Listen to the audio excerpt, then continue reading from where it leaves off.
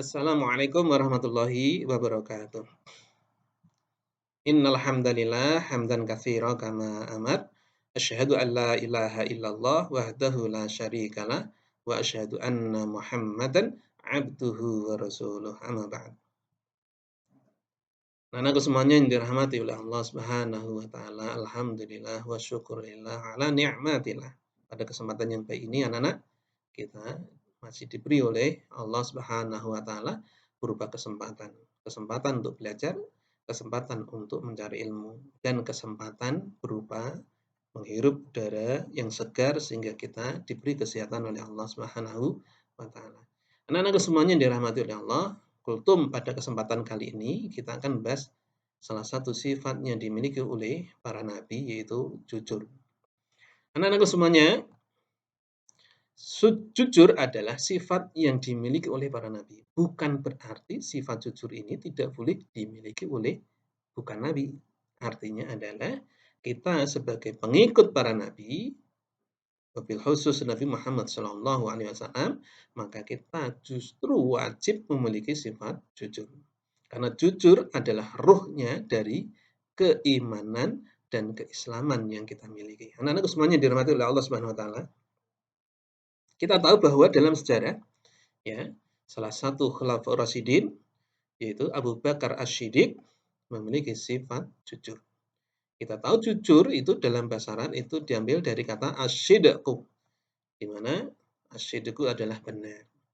Benar itu artinya apa yang diucapkan, apa yang ada di dalam hati, apa yang dia lakukan itu benar. Artinya pula, jika seseorang memiliki sifat jujur, maka dia harus memiliki sifat keimanan, keislaman. Sifat keimanan itu adalah lisannya, hatinya, perbuatannya selaras. Selaras itu tidak bertentangan antara satu dengan yang lain.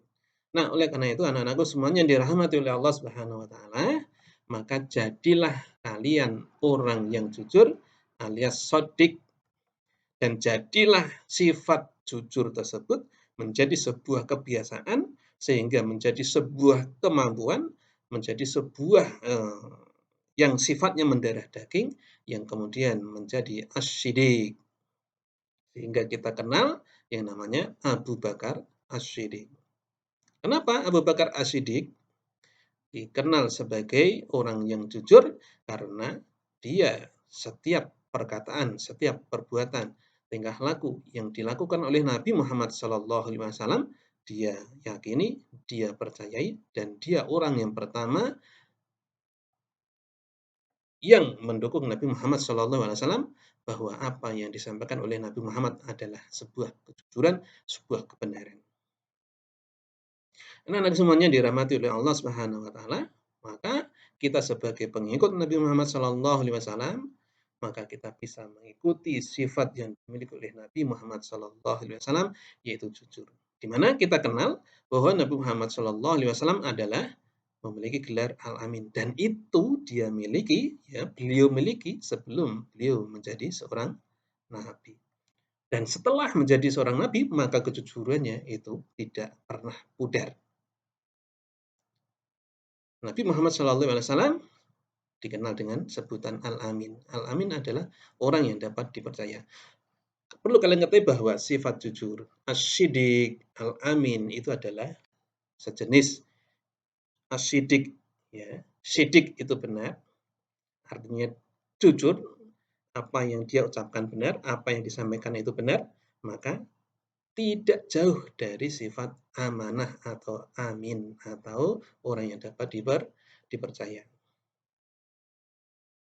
Oleh karena itu anak-anak semuanya tidak salah jika kita mengikuti sifat wajib bagi Rasul ini. Sifat wajib bagi Rasul Siddiq adalah benar, amanah dapat dipercaya, siapapun yang memiliki sifat jujur, siapapun yang memiliki sifat amanah, ya, maka dia dapat dipercaya karena kejujurannya dan karena tanggung jawabnya. Begitupun juga orang yang memiliki sifat benar, ya, kemudian bertanggung jawab, maka dia akan mampu menyampaikan kebenaran tersebut, yaitu tabligh.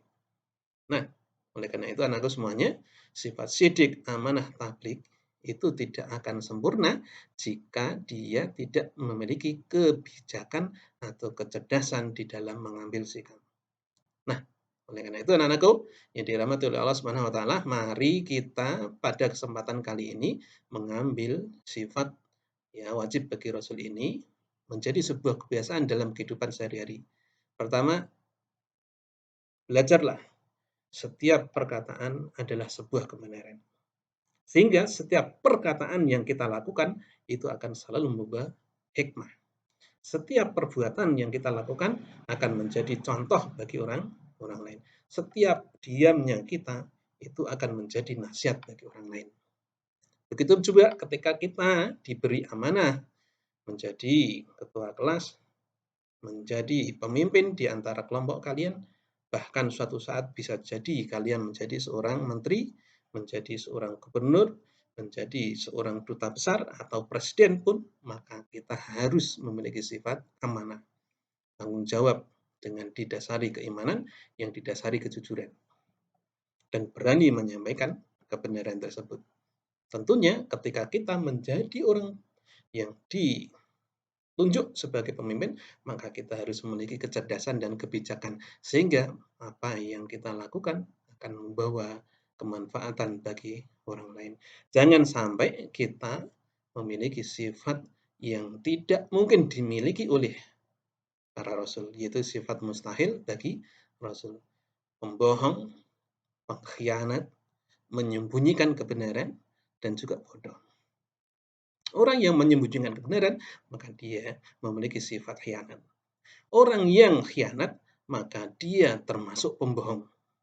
Orang pembohong, pengkhianat, kemudian dia menyembunyikan kebenaran, maka itu adalah perbuatan bodoh yang dimiliki oleh seorang pemimpin.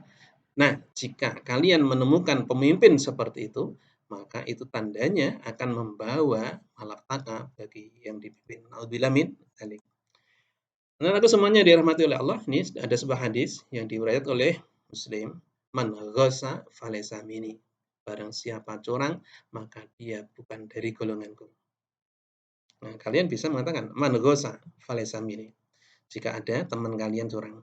Jika ada teman kalian misalnya sombong. Jika ada teman kalian misalnya suka menang sendiri. Falaysa minni, bukan dari golonganku. Falaysa minni. Jadi, kalau kalian ya dalam sebuah kelompok, komunitas, atau dalam sebuah keluarga, kalian menemukan ya ada ketidakjujuran, ada kebohongan, ada pengkhianatan, kemudian ada kebodohan-kebodohan yang dilakukan, itu bagian dari orang yang curang. Man ghassa falaysa minni. Barang siapa curang, dia bukan dari golonganku. Jadilah kalian orang yang jujur.